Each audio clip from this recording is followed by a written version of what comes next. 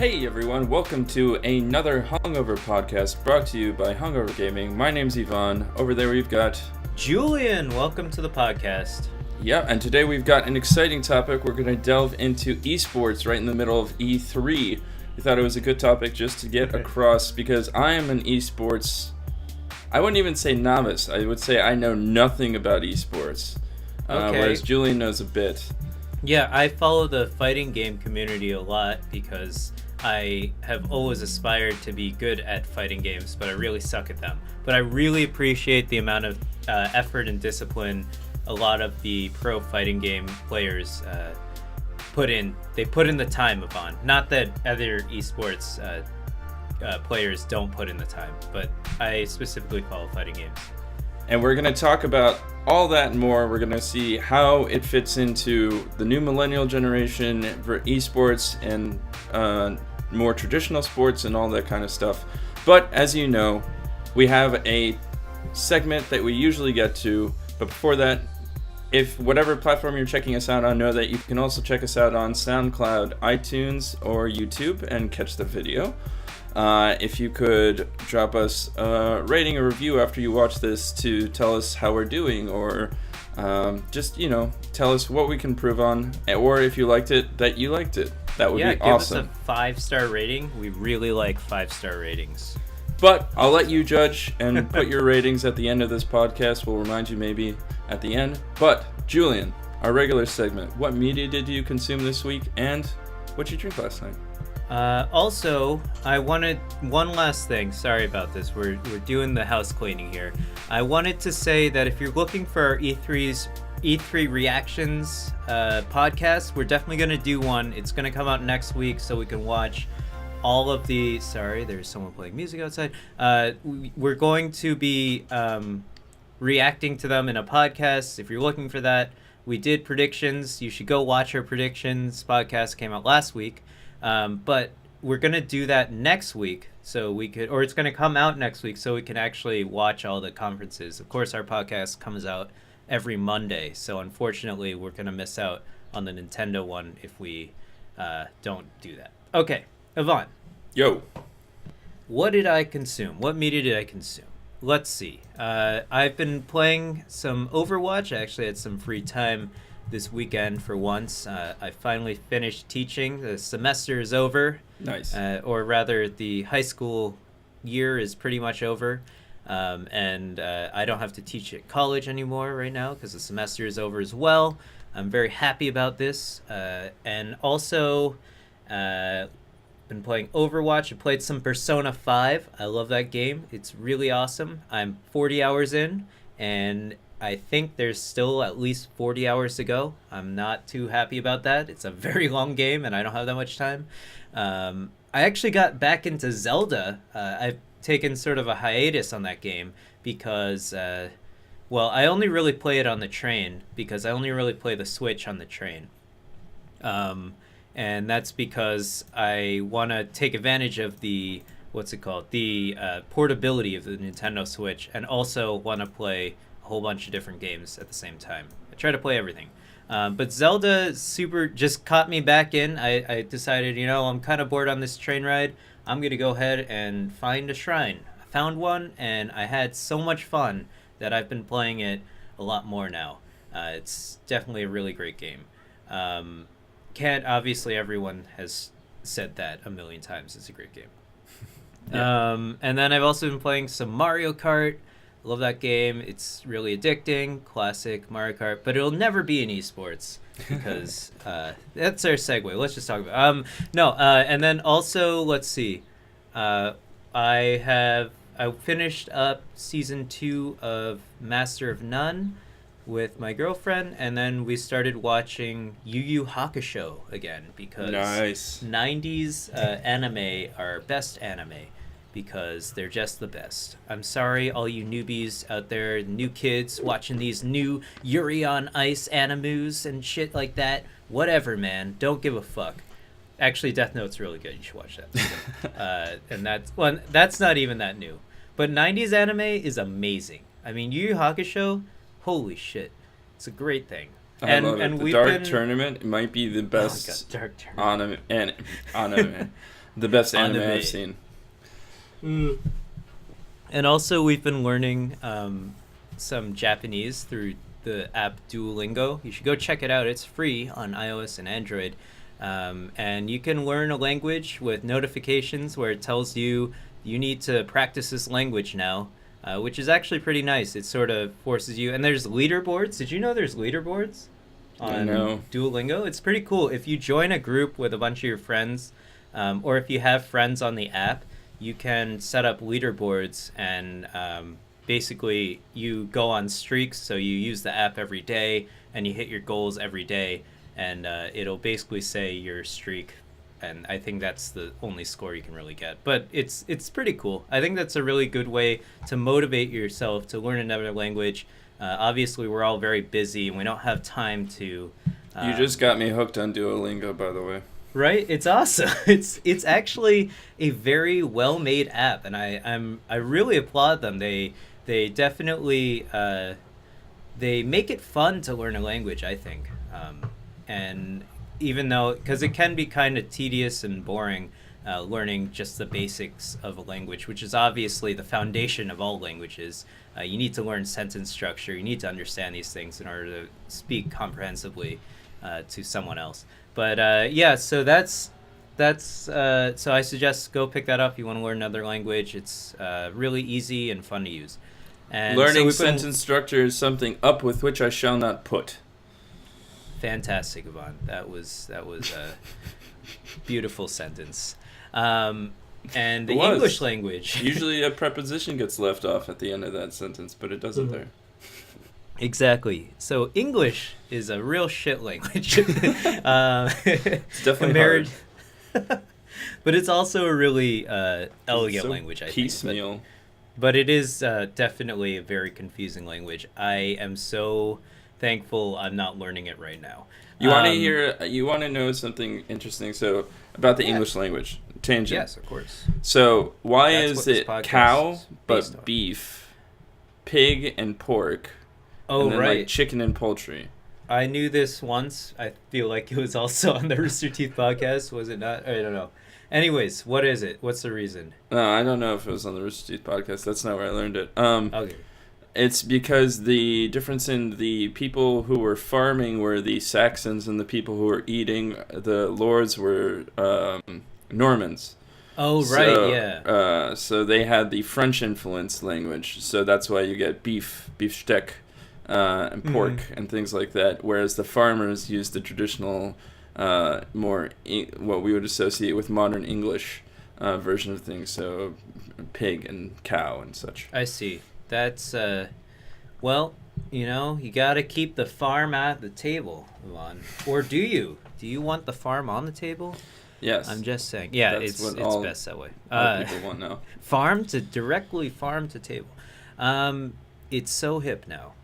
Anyways, Yvonne, that is what that's the media I consumed. I definitely suggest if you've never watched Yu Yu Hakusho, go check that out. It's one of my favorite anime. It has so many parallels with Dragon Ball Z. I don't know if you noticed, just like the episodes where Goku is traveling to King Kai across the Snake Road.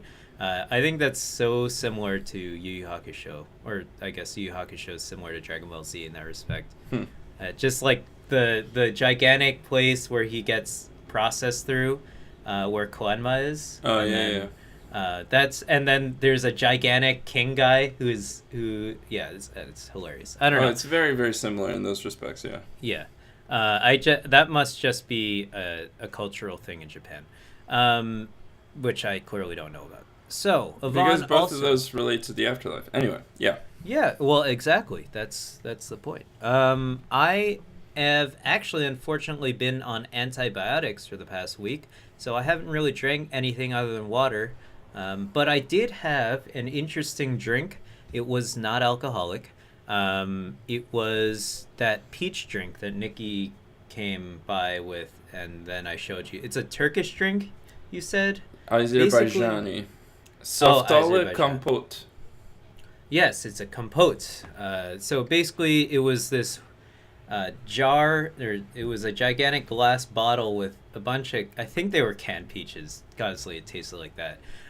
But it was the liquid you could drink, and it tasted like a really sweet peach juice. So it was interesting. I would not drink an entire glass of it. It's too sweet for me, but that's just my taste. But yeah, that's what I drank today, and last night. No, 2 nights ago, and then last night I drank so much water. You have no idea how much I pissed. It was great. I'm not even hydrated right now. Let's put it that way. These things are the worst. You're supposed to drink so much water with these antibiotics. Worst. Anyways, Yvonne, how about you? Media. I've consumed a lot of media in the past week. So last weekend I got to go down to San Antonio to see a bunch of the kids that I worked with graduate. And while That's I was awesome. there, I got to hit up the Alamo Drafthouse, which is, Woo! of course, my favorite place to watch Woo! movies. And course it should saw Wonder Woman. Oh, you saw Wonder Woman there. It's Nice. really, really good.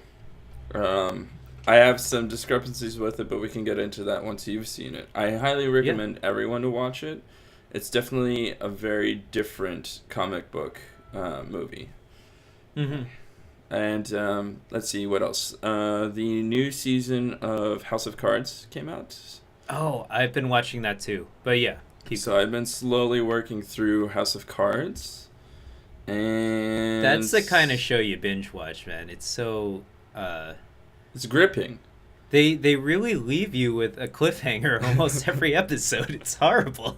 It's true. They're really good at that. Oh, man. But yeah, House of Cards is great. I like it. And then cat on the video.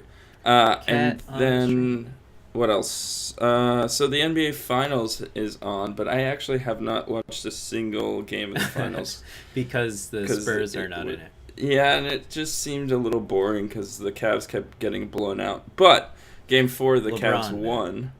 Oh, really? So now it's 3-1. But I seriously doubt that they'll be able to repeat because they had a historic game. They needed to set NBA records to win this one game. They scored 49 points in the first quarter. They set a record for threes shot in a game. Holy shit. Or made threes, I think. So it was a tremendous effort by Cleveland. Well done. But I don't think they'll be able to repeat it necessarily. But we'll see. They might have some different tricks up their sleeve to pull out a couple more games. And if they can win 4 and win the trophy, I think LeBron might be the best of all time. But what else? So I didn't drink last night. Laid off of it. I played a lot of sports yesterday. So I lifted and then I went and played soccer. Got a little injured. But in the end, I decided I was just not going to drink last night. So, but what I've been drinking a lot of recently are some cranberry martini type things. So it's vodka, triple sec, cranberry, maybe some seltzer in there as well. So it's kind of augmented. I did one the other night, which was 2 parts vodka, 1 part triple sec, and then 2 parts cranberry juice, and then fill the glass with seltzer. Nice. It was amazing. It wasn't too alcoholic. It wasn't too sweet. It just hit the notes properly. So that was pretty good. Oh man, that sounds great. Yeah. Yeah, one of my favorite things in the summer to have is just cranberry and seltzer on ice. It's just like that is one of the most refreshing things you can have, I think. For sure. I have really cranberry juice specifically for this reason to combine with my lime seltzer. Oh, lime. That's what I was drinking all last night. It's like this much of the glass of seltzer, then just a hint of cranberry on top, so it's not too sweet. It's really good. Then again, we played a bunch of Overwatch, and you know what Overwatch has? Double XP weekend. Overwatch has a pro Overwatch league, which is an esport. It does. They play a lot of tournaments that I don't watch, unfortunately. They play a lot of. I've watched some of them in VODs, but yeah, they play a lot. There's almost every weekend, I think, at least during the season, there is a tournament for Overwatch. Of course, Overwatch is Blizzard's most recent competitive game. Of course, I think the majority of their games are very competitive. That's sort of what their company focuses on. They make a lot of competitive team-based games, some of them, and of course Hearthstone is not a team-based game, but I don't think they have many tournaments for that game. Is StarCraft a If any. team-based game? You can. I think you can do 2v2. I think it might be 1v1, or like there are multiple. You could have a free for all, I guess, 4 people. Also, is StarCraft the longest running esport game? Esport? I wouldn't be surprised. It was StarCraft 2 came out in 2013, I believe. I'm not, or maybe earlier, 2012. It might be the longest running esport, aside from maybe Counter-Strike. I believe Counter-Strike is played a lot. July 2010 for StarCraft 2. So, of course, this leads us into the topic of the show, Yvonne. Let me just write down the timestamp. But yeah, our topic of the show, I think we wanted to talk about esports in the mainstream, and also I think we can talk a little bit about what do you think makes a game good for esports. I feel like we can start there if you want, but just to sort of define electronic sports, of course, is what esports stands for. What do you think, Yvonne? Why do people play video games for money? or why are these games so I think the Joker gives us the answer so from The Dark Knight. Yeah. If you're good at something, never do it for free. Absolutely. If you're good at something, never do it for free. So absolutely. I think that it's a natural evolution of things to find ways of getting paid, and there's this for a skill, and I think it's increasingly interesting to watch. So in the old days, basically, you were just surrounded by your friends or maybe kids at the arcade, and there was competitive.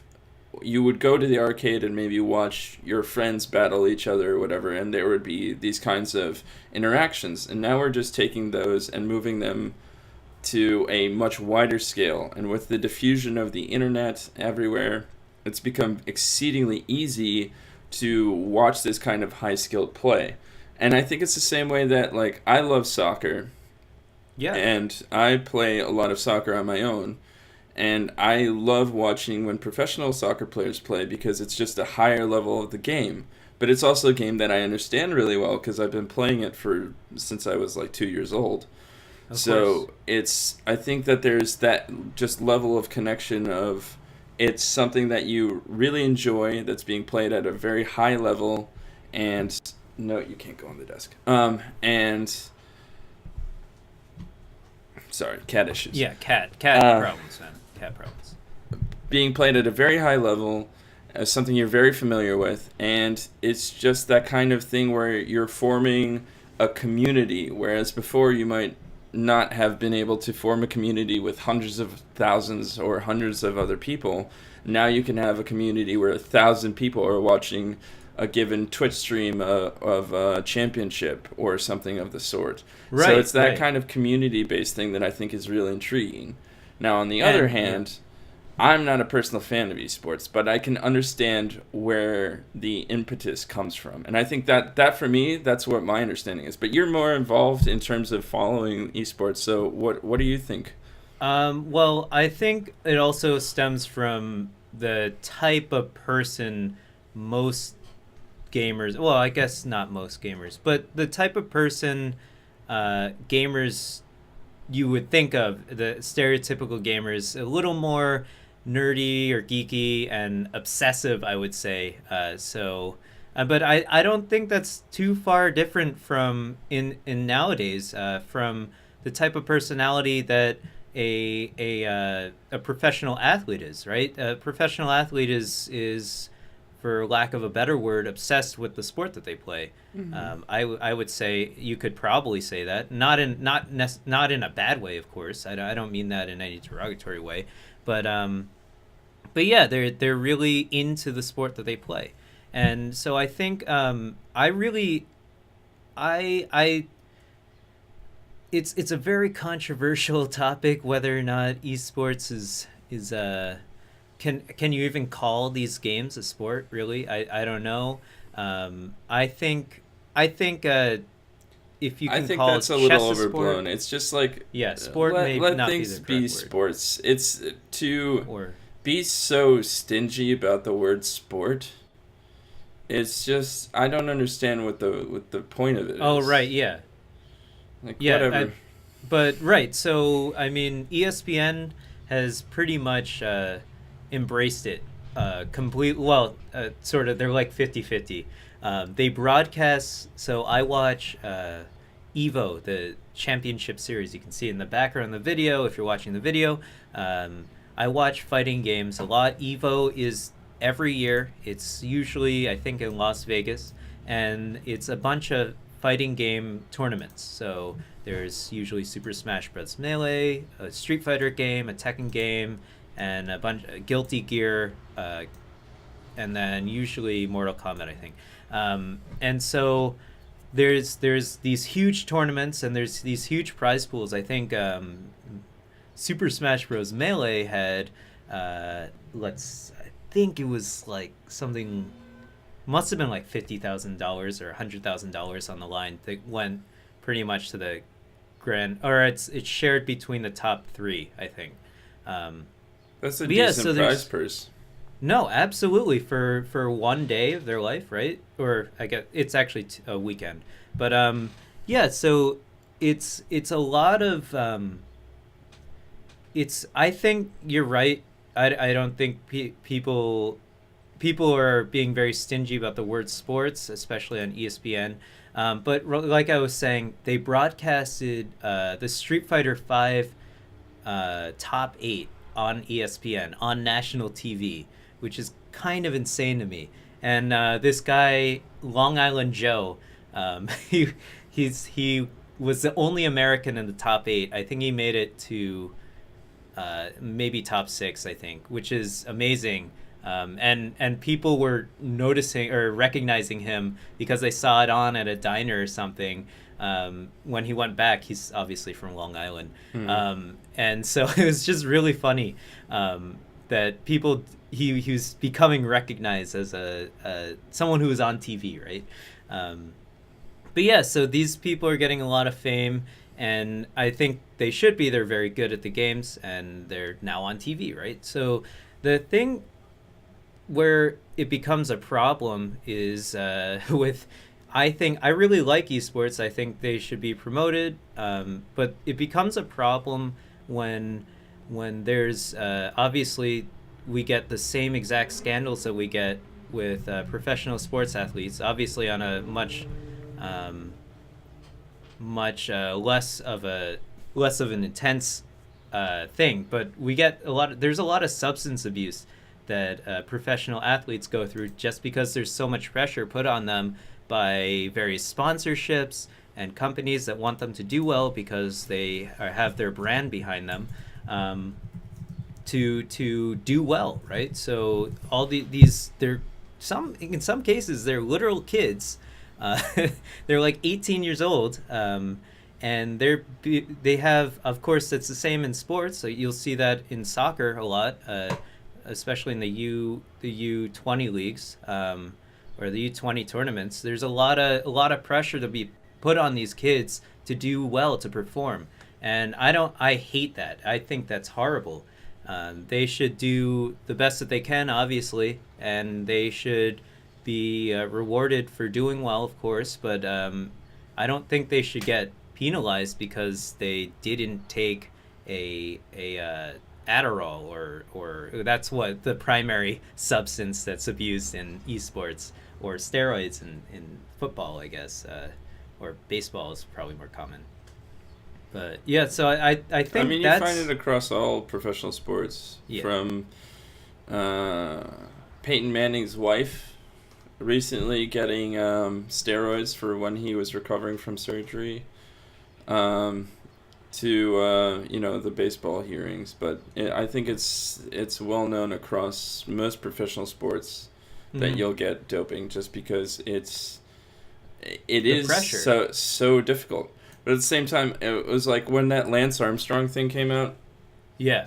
It was like, if you wanted to give the top prize to the athlete who had never been accused of doping in that Mhm. Tour de France, it's something like it would have to go to the 38th place finisher or something like that, just because That's everybody's hilarious. accused of doping, especially in cycling.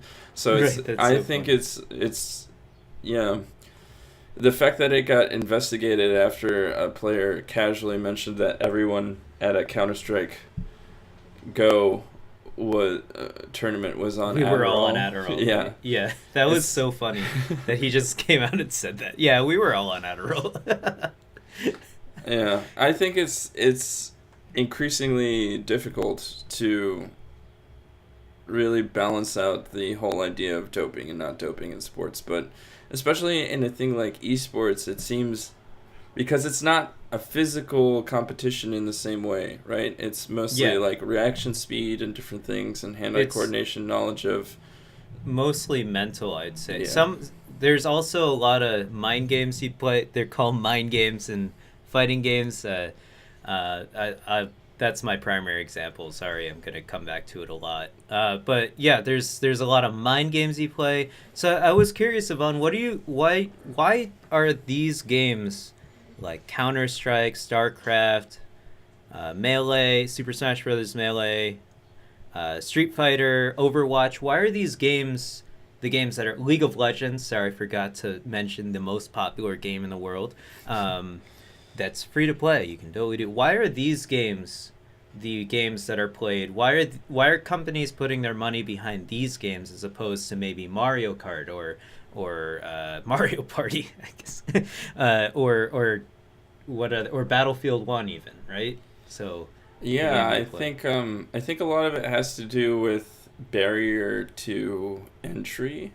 I think Overwatch is kind of the weird one, because it's the newest comer to the game, but it had Hmm. such an immense transition from, this is a new game that we're not even sure how it's going to do, to esport, and Uh a huh. really good esport, with a global, like, World Cup style tournament where Russia plays second, by the way. Um, Nice. Very I nice. think that most of those games are just either nostalgia or barrier to entry. So like League of Legends, like you said, free to play. That's a very simple barrier to entry, and I think a lot of those games, you gain popularity from just kids playing it or adults playing it, Hmm. and then getting interested in how how to get better at the game and watching people who are really good, in the same way that you would with pretty much any regular sport or any real activity. Like when I was studying chess, I would study the moves of the grandmasters to know how to better improve my play. Of course, yeah. So I think that to me, that's what it is. They're exciting games for the most part. Not for me for the most part. I mean, I don't watch any MOBA games and I don't play any Oh MOBA yeah, games. Those I aren't don't really care for those, but intriguing to me. But things like Smash Bros. Like if I see some people that really know what they're doing, then that's pretty interesting. But it's way more interesting to just see the hype of the crowd. That's what, yeah. for me, that's what esports is. It's like I'm watching how this group of people is just going crazy over things that I'm just not like understanding. Like they got the it's the same. I feel the same way about like speed runs. I don't give a shit about speedruns, but it's fun to watch people go, oh my god, look at how he skips half of the game using this one thing or whatever. So it's just intriguing to me. And I think that a lot of it is because I'm just not immersed in that community. I don't know the language. I don't know the terminology and different things. And I honestly do have a little bit of a bias against it because I'm just like, I don't see how the talent in esports is comparable to the talent of other professional sports. I see. Okay. Like just the level of physicality that you must have for like something like being a professional soccer player or basketball player or NFL player, and the amount of like physical transformation that you have to go through, I don't think, to me, doesn't compare to memorizing and really learning the in-depth knowledge of a game. So for me, that translation isn't hitting for me specifically, despite the fact that I love video games and I spend a lot of my extracurricular time playing video games. I just don't see the connect. So for me, I understand why those games, I think to me, it's like barrier of entry, and those are exciting games to watch. Like fighting games are really cool to watch because it's that one-on-one struggle. But I don't really see the connection between why it's so hype. Okay, yeah, okay, that's fine. Well, would you put, so then you definitely don't put someone who plays chess on the same pedestal as like LeBron James. Like the best grandmaster in chess is not as cool as, well, obviously he's not as cool as LeBron James, or she, I don't know. I think because I've played chess and I know I know what level of commitment it takes to get to like a grandmaster level of chess playing. Like there's a number of innate ability in terms of like knowledge plus or ability to think plus just memorizing pattern after pattern after pattern after algorithm of chess moves. I think that I understand that a little bit better. So I don't put them on the same level.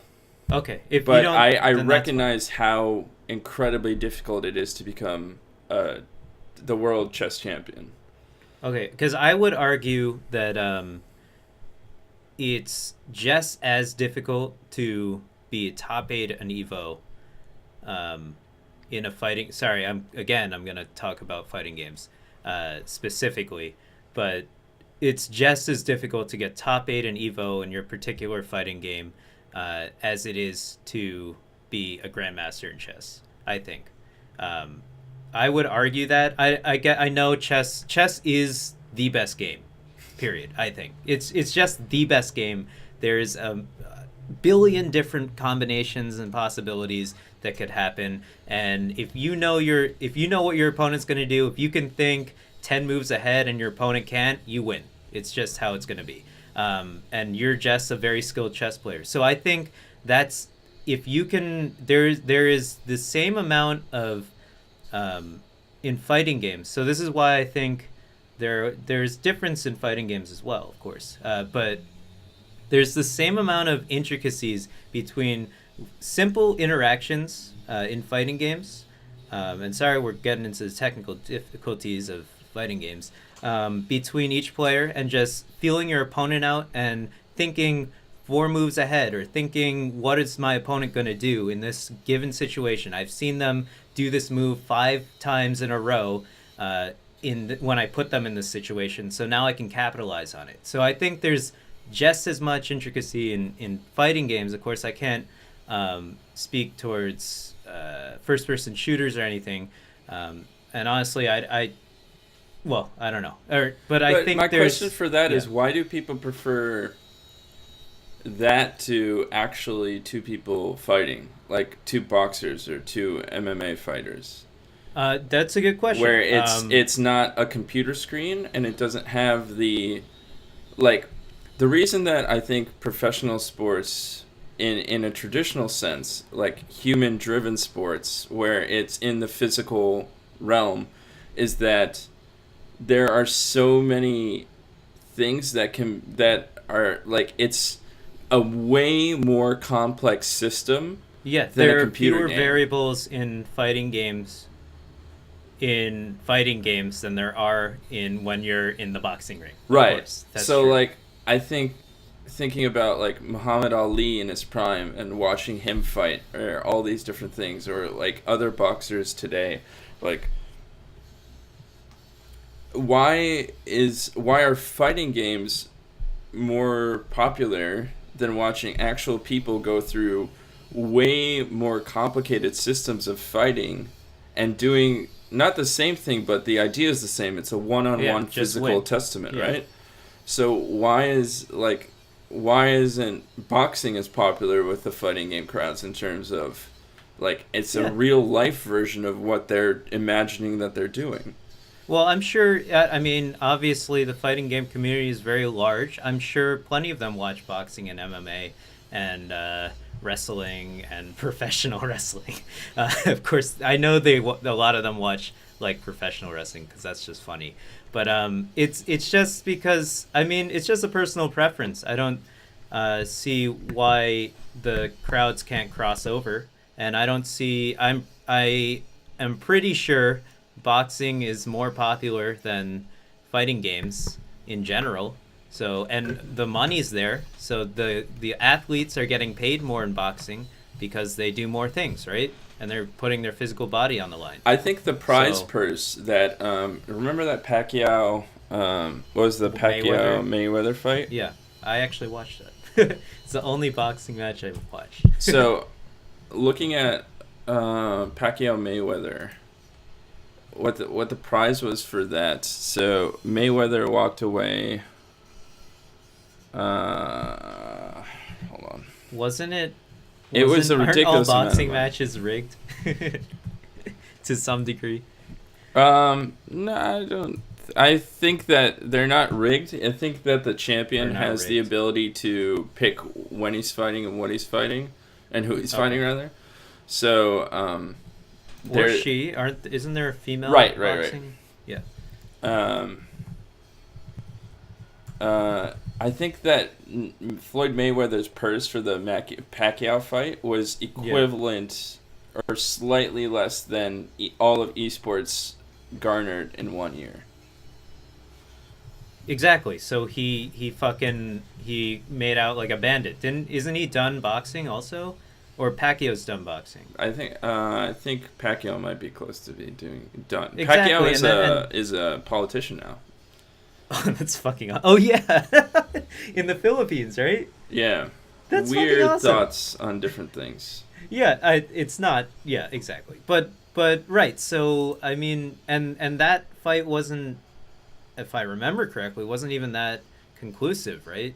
It was just like a track meet. They just ran around each other a bunch. Yeah. So exactly. So I mean, when you watch that, it's not that hype, right? Right. But usually most, and you want it to be hype because I think this is also sort of maybe a problem or something.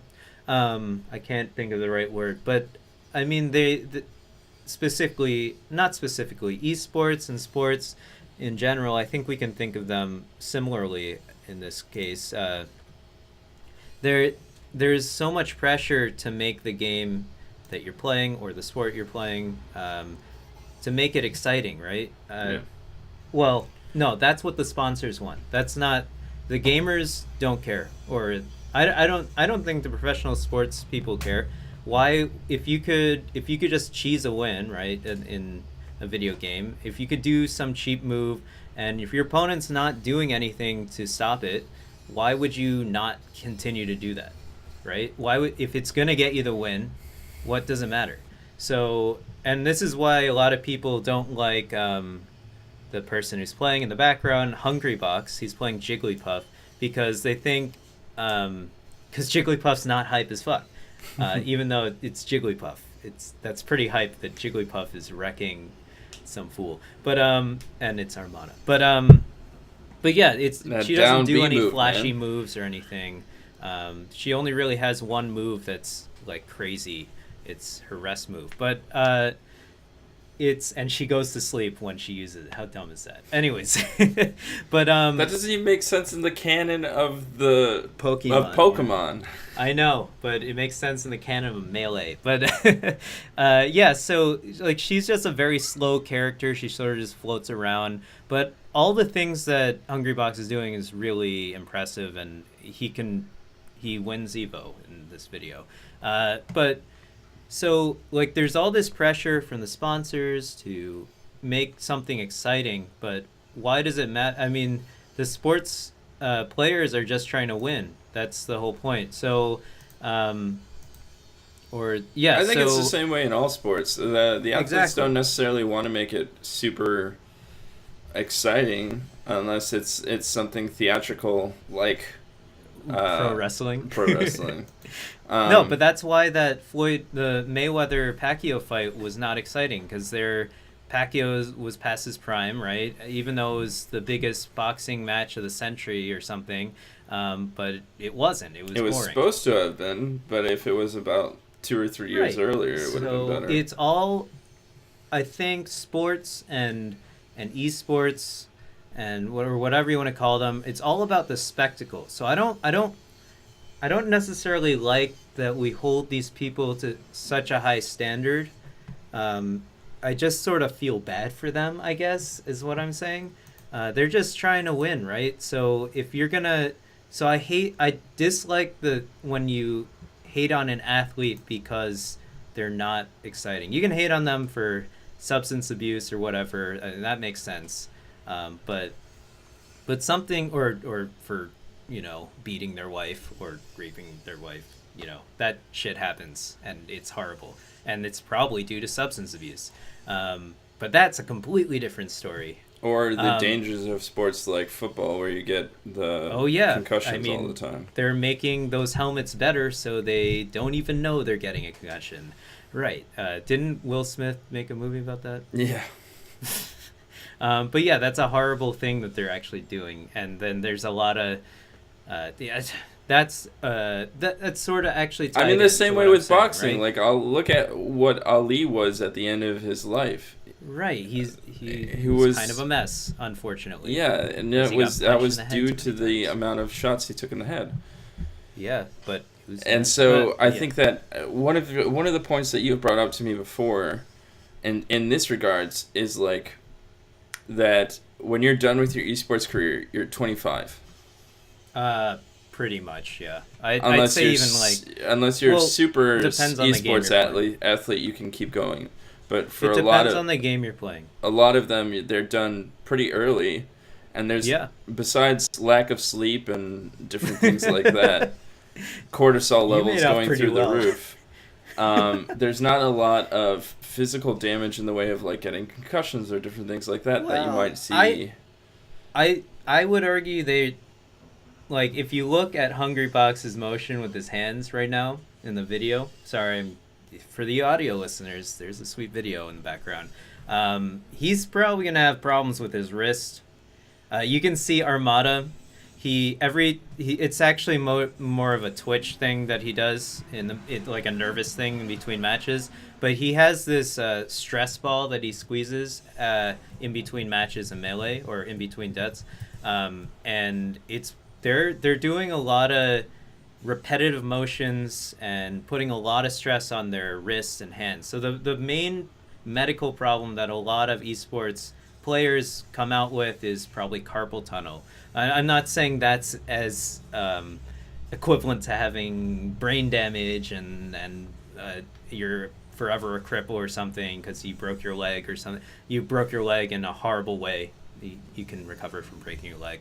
But like you were saying, sorry to interrupt. Yeah, no, I was just thinking that I think a lot of esports players are in a better position for the rest of their lives. Because even if you have carpal tunnel, it's a decently serious condition. It's still not hyperaggression or depression or things like that you can get a lot from this repetitive concussion syndrome. So of course, I think that they're slightly in a better position in terms of physical health, and we might need to look to how esports is kind of that in that regard, right? So I don't know how long football can last in the way that it's played today, because it's just people are getting horrible hurt, not just on the field, but in terms of like for the rest of their lives, there can be irreparable damage. Yes. Suicides and murders and different things, and you look at all these different players that have had these massive episodes, and you think to how many times have they gotten hit in the head and different things, and esports is not like that. So there is that level of you can have an exciting, difficult, challenging game that has the same kind of level of excitement, but doesn't provide physical harm. We aren't looking at modern day gladiators in the ring literally giving their lives for entertainment of people and money. Mm-hmm. So it's I think that's part of the draw in terms of the future of the sport, where it can go. And for me, what's interesting is the way that millennials are treating esports versus traditional sports, and how a lot more millennials are gravitating towards esports over any kind of traditional sport.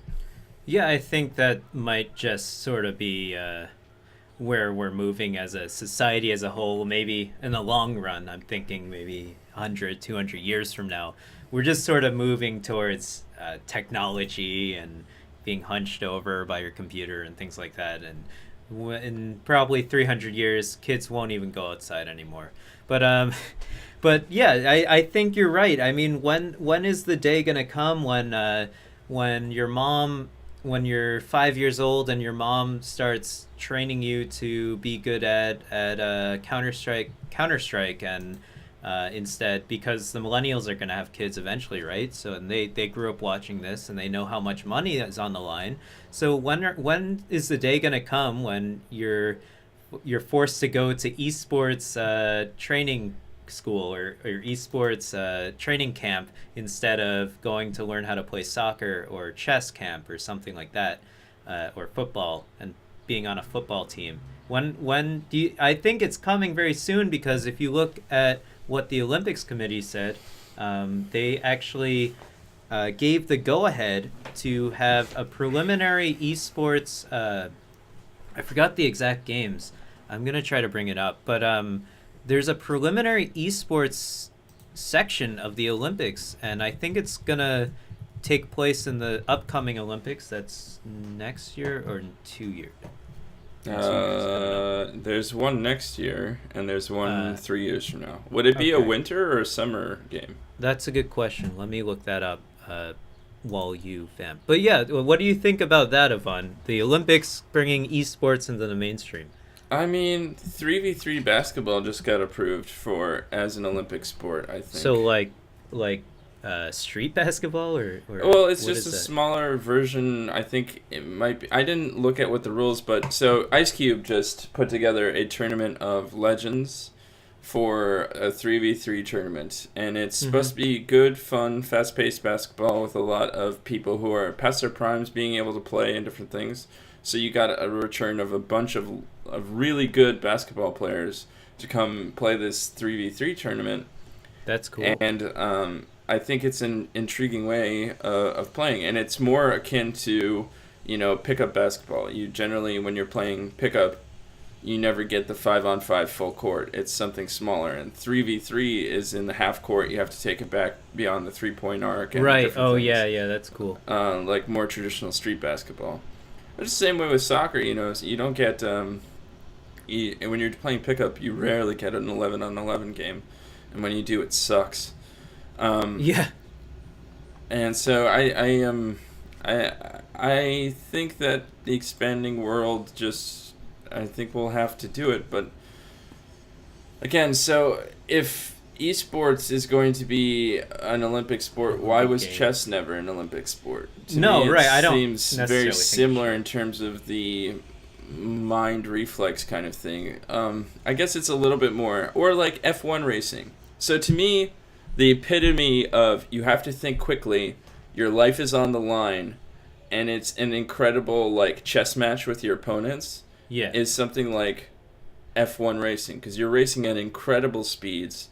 You're doing really dangerous stuff. If any regular person tried to do that, they would never be able to do it. They would die. So I think that why can't we have something like an F1 race there? And okay, that's because it's really hard to build an F1 track. And that's a completely separate stadium. Right. And it's just so there are physical barriers to that. So I guess it's intriguing to see that something that only takes a bank of computers and monitors or a CRT and a GameCube. Oh my god. These are the things that can create an Olympic sport. But at the same time, like how many different games should be put into the Olympic Games? Right? Right. It's exactly. like the invasion of the exports genre. Like, I don't know. I think it could be used to spice up the Winter Games. Yeah, definitely, because who fucking wants to watch curling? Actually, curling's really entertaining. I like curling. But apparently it's actually very entertaining. It's pretty cool. I want to try. Come to Buffalo. We'll do it this winter. Okay, awesome. My dad's in the league. Really? A curling league? Does he throw the... I feel like he would... Everybody does. They all take really? Turns. I don't know the rules. Yeah. So, I mean, it says on ESPN.com, we could see esports become an official part of the Olympics Games by 2020. Very soon, 3 years from now. So I guess that would be the summer. No. Yeah, that would be the summer, right? No, it has to be a winter sport. What was the last games? The last Olympics? Wasn't it Sochi in 2014? Yeah, okay, so it is a summer. Was it Sochi in 2014? Or what was in 2016 then? 2016. We're idiots. Yeah, sorry, we should have looked this up. It was Rio. It was summer. Yeah, it's going to be a summer sport apparently. If it's we'll see. We'll see. But we'll touch back on this topic in 3 years, and you guys will have to find what we said and pick it apart. But yeah, so basically, I don't think it should be an Olympic sport. That's pretty dumb. But like what I was going to say is this is obviously money driven. I think like most sport decisions, I would say, and the reason why chess was never. But I guess curling is technically. The reason why chess was never an Olympic sport is because I don't know many people that consider it a sport. I think it obviously is. I think, but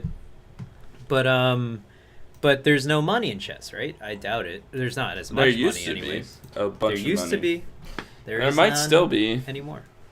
In terms of like true, IBM or different people's, it's just different sponsors.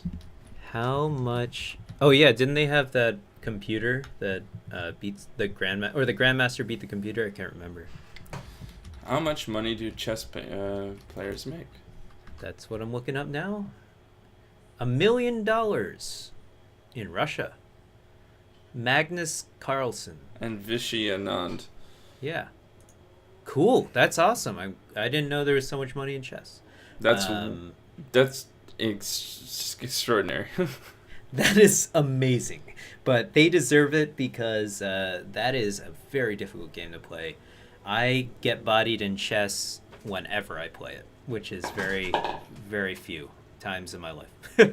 I tried to play it in middle school. I tried to go to a... Sorry, I'm about to sneeze. Chess after school, and I learned some formations. I can't remember any of them, so it's over. But yeah, like and so I'd say this is where it comes down to it. So we've been recording for 55 minutes now. Yvonne, I think esports should be called a sport. I think that I don't know if you can call them athletes. I guess you have to be an athlete to play a sport, right? I don't know. Yeah, it doesn't really matter. The players of the games, I think they put the same amount of time and commitment that a professional soccer player does into the game. Of course, their schedules are obviously shifted. A soccer player will wake up at 5 a.m. to play, go practice, go for a run, be really healthy, and all these things. And the esports player will just wake up at 12 probably and take out a Coke, relax with the chips on the thing, just play online, and then just keep playing for 12 hours. So, I mean, it's just a shifted schedule, all right? And they go to sleep at 4 or whatever. It's just a joke. But well, yeah, so this is I think actually what we see a lot in millennial things. It's like millennials want to work when they want to work, and as long as the work gets done, then it doesn't matter. Yeah, why does it matter? I don't know. Why does it matter? Schedules matter, but only because of the maker of the schedule.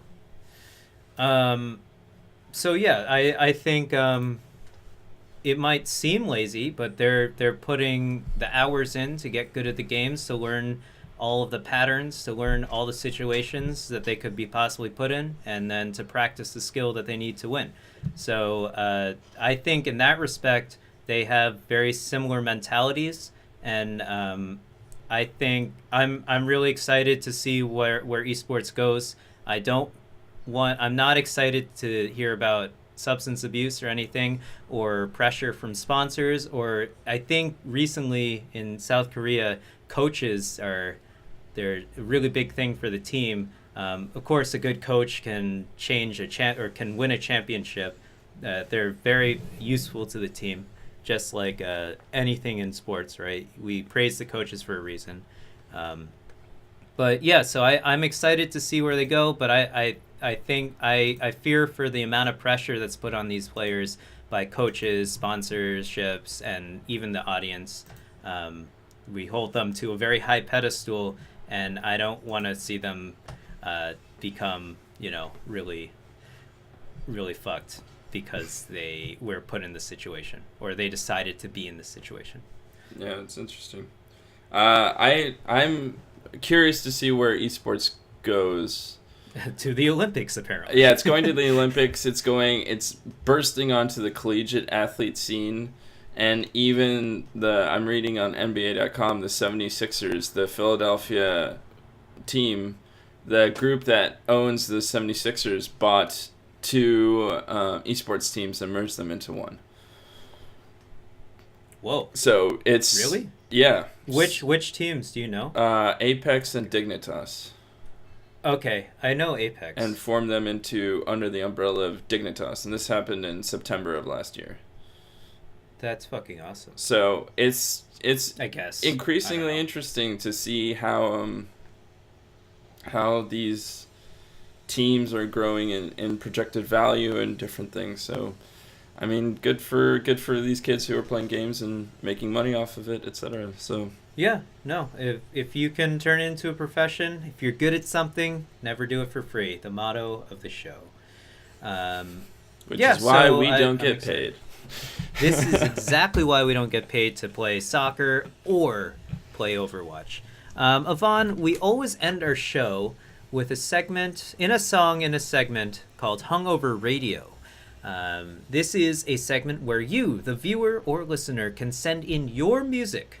Yes, your music, a song that you produced or wrote or played an instrument on, or maybe your friend did as well. That would be really cool. I think this serves as a free advertisement for you or your friends. So totally send it in.